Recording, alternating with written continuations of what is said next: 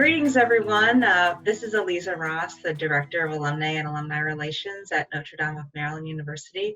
I'm here with a colleague today and excited to introduce to you my friend Ryan Schaaf. Ryan, thanks so much for joining me today. Thank you for having me.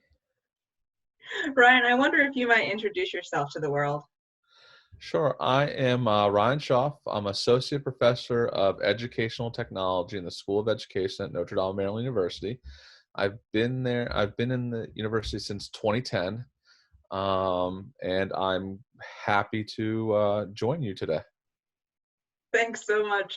Ryan, you do quite a bit, in home life and work, and there are a couple of things that I'd really like to talk with you about today.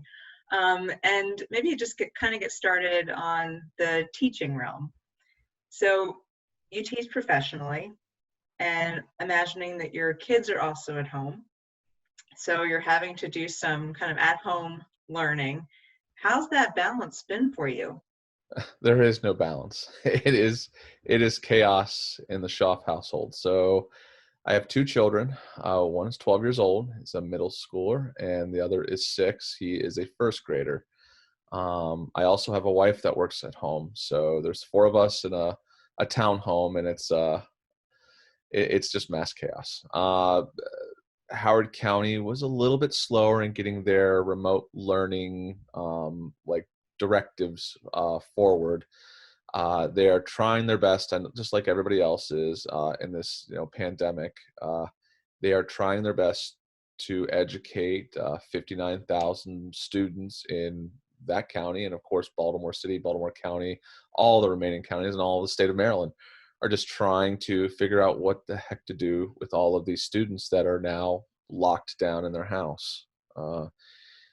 It's making a lot of parents into educators, and they're discovering just how lucky they have it with good, trained, professional teachers.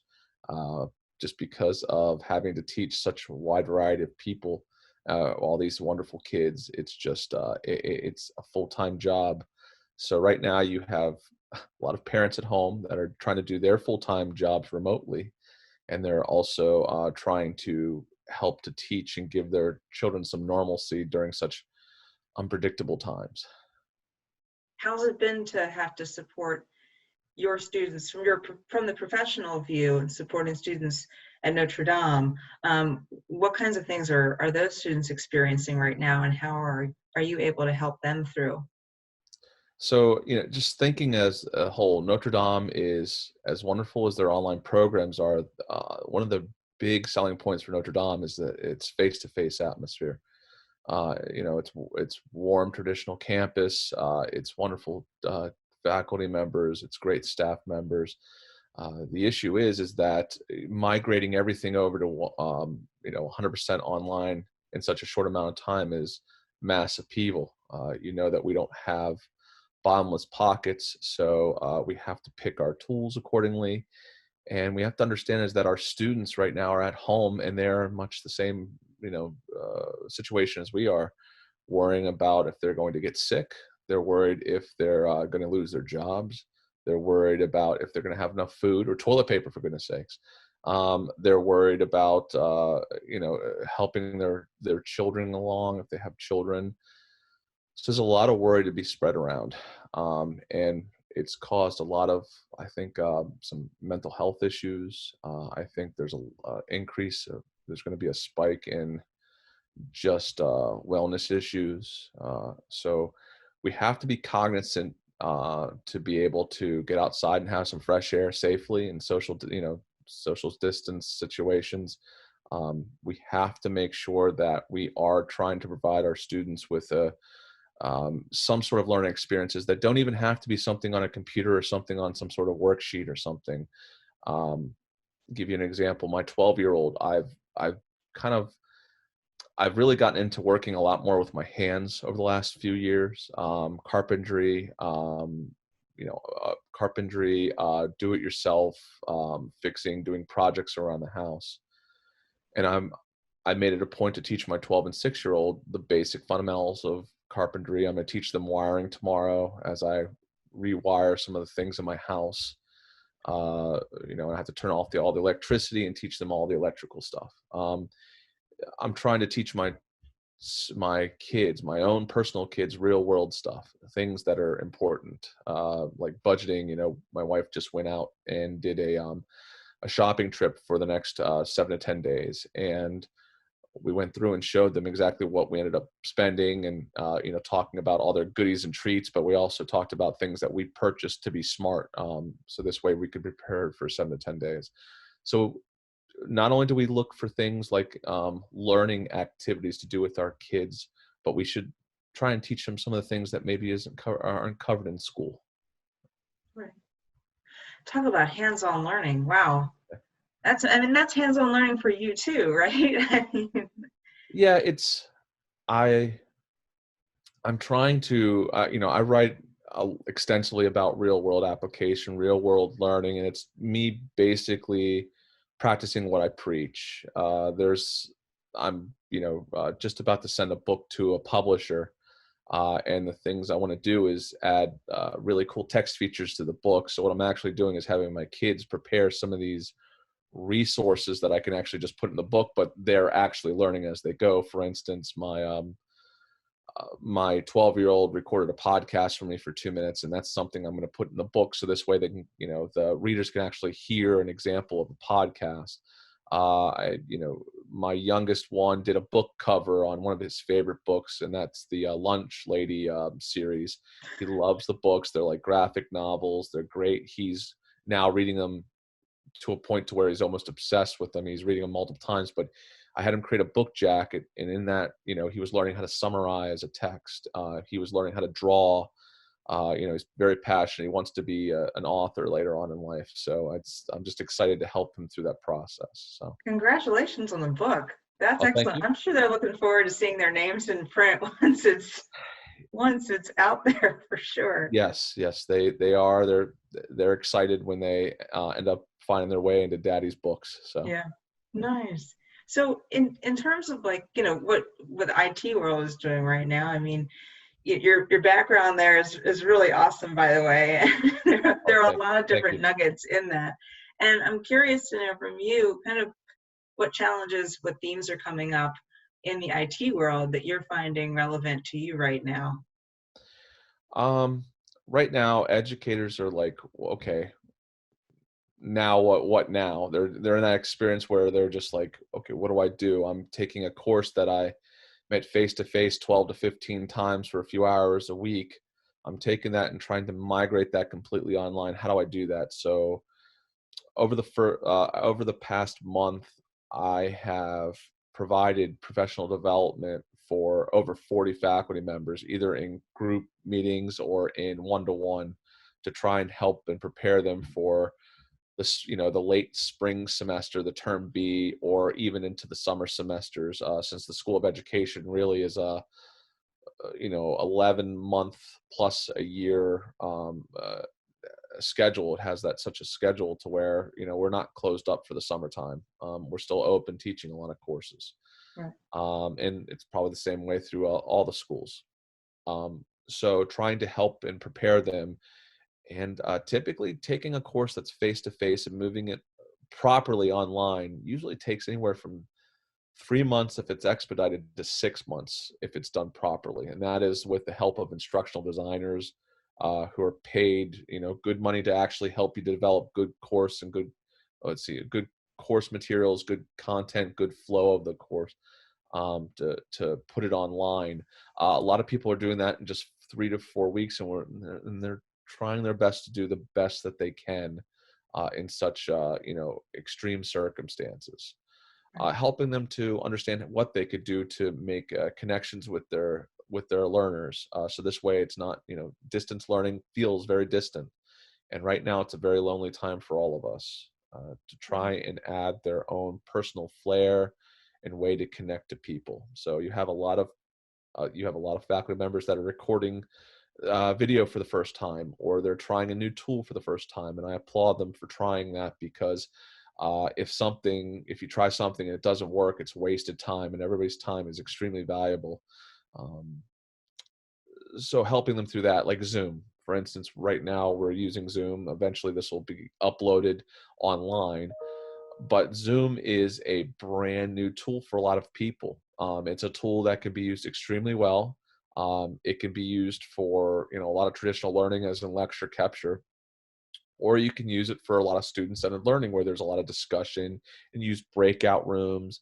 And then of course you do interactive lecture.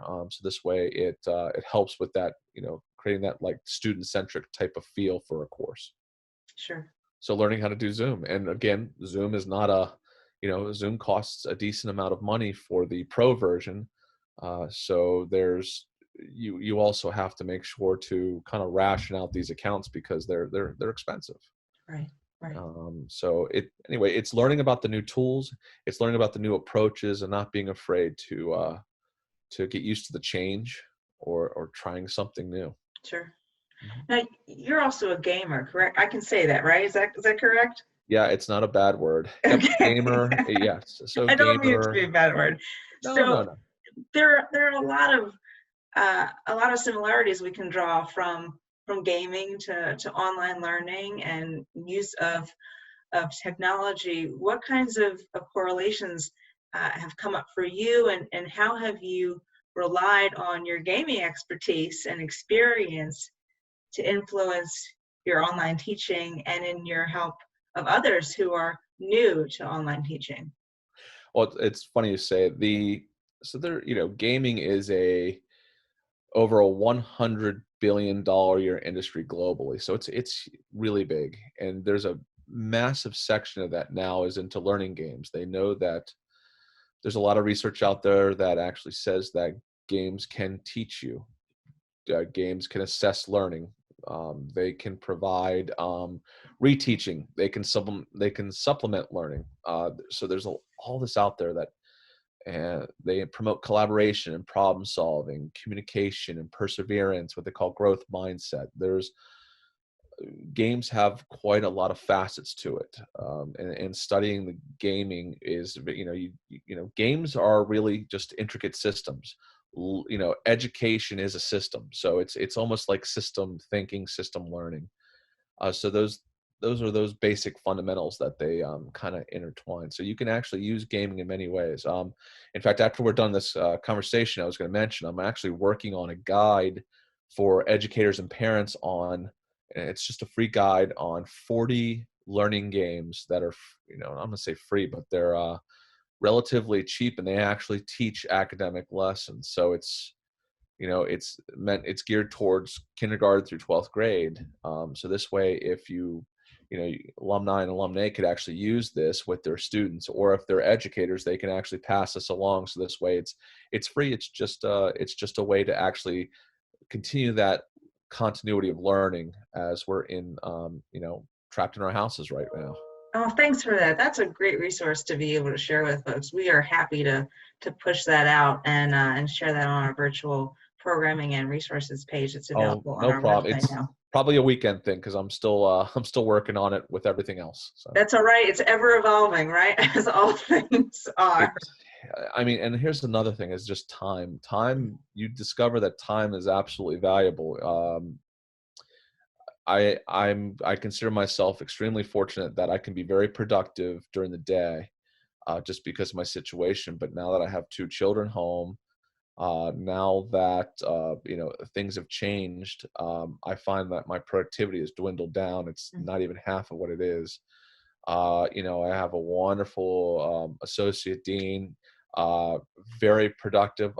I know that she has a wonderful little boy at home, a toddler. I know that she's lost her daycare. She no longer has somebody to watch. So I know that her productivity has decreased too. But she's able to still do her work.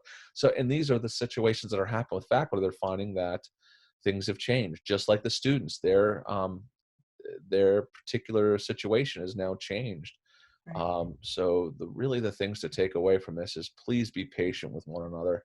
I'm hoping that faculty are being understanding about what's going on with their students and what's going on at home. So I'm hoping they're a little bit flexible when it comes to turning things in, and just understanding that, I was up working until 1 a.m. last night because that's the only time. I wanted to spend an hour with my wife just watching a show, and debriefing after trying to help our children try to see this new normal.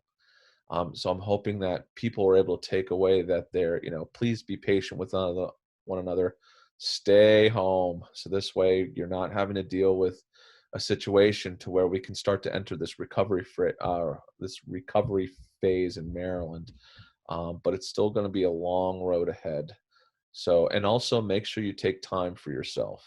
Make sure that you are taking those mental breaks, that you're doing something fun and engaging. I do have my games that I play with my kids, and it's not just digital games, it's also board games. We've gotten into a lot of other games. We played Life and Monopoly and Jenga, and there's this other game I wish I could remember, but it's really big into patterns.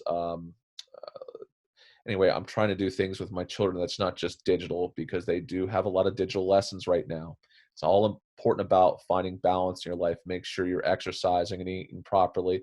I know that my kids need a lock on their fridge now because they're just going through it. They're acting like they're termites eating up a wooden house. It's just insane. And I'm like, you're not hungry, you're bored. Go away. Talk about the shopping trip for 7 to 10 days, right?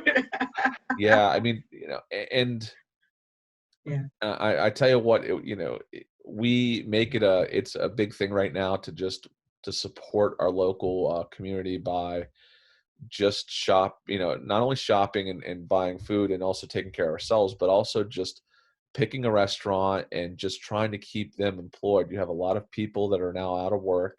You have a lot of restaurants that are going to start to board up the windows because of they've lost a lot of revenue. Trying to support them a little bit here and there. So this way we try and do at least once a week. So this way we try and get our money back into the community. So it's not, so we can help the small business. Yeah. So Yeah.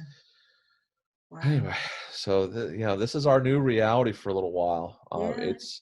It's scary, but we can also take advantage of a lot of things. So this is the time to pick up some books, either digital or non-digital, read the book that you've been putting off for a long time, play the game that you really want to play, write letters, do FaceTime with people that you haven't talked to in a long time, do things with your kids. And of course you do have to work, just making sure to take those breaks when you have to.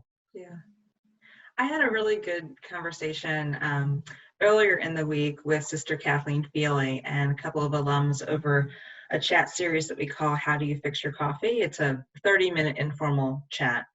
How Do You Fix Your Coffee is just the platform, and then there are different topics each week.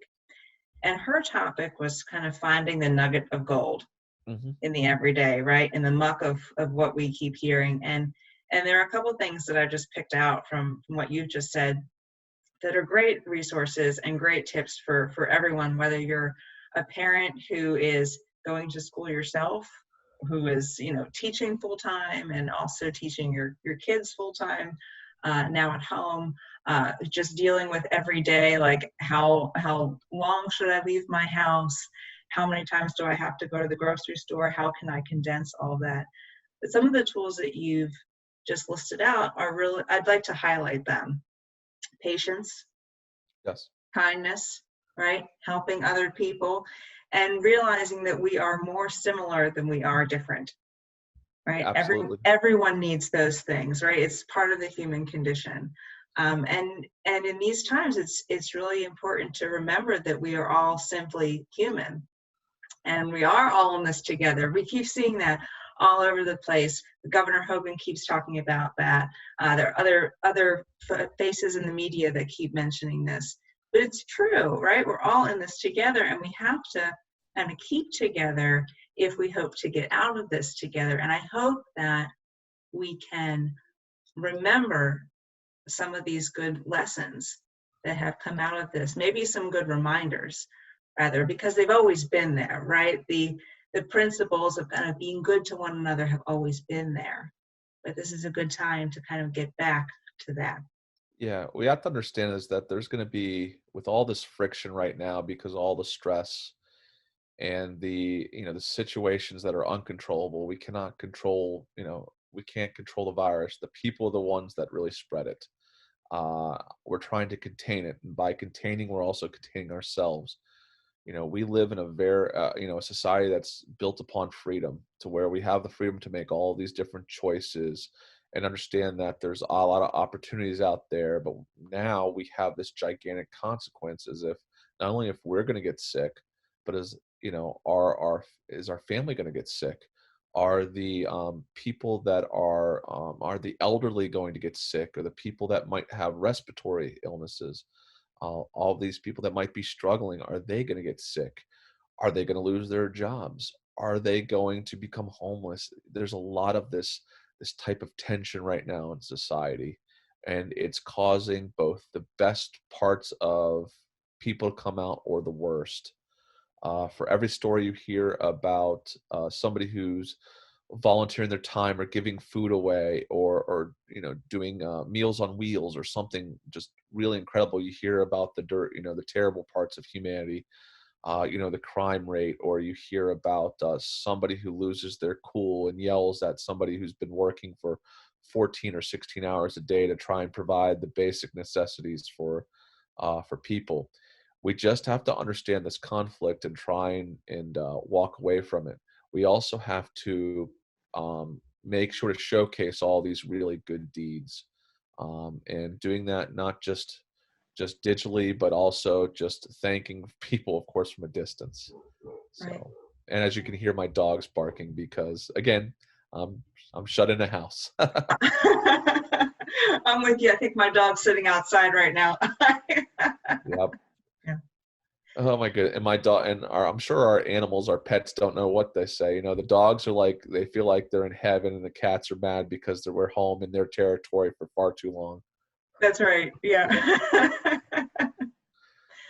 Well, with that, Ryan, we're really looking forward to seeing those other resources that you have available that will come out in a couple of days, and we'll be happy to share them too. And I hope we can talk again, because you are a wealth of resources and knowledge for kind of what's going on today, and how teaching is morphing or not, and what we can be doing better or differently. So really, thanks for spending some time with me today. I really appreciate you giving up some of it, and I hope we'll talk again soon. Oh, thank you very much for having me. I appreciate it. Anytime you want to just have a chat like this, I'm always available. Thanks very much, Ryan. Oh, All right, thank you. we'll talk to you all later. Yep, thank you. Bye.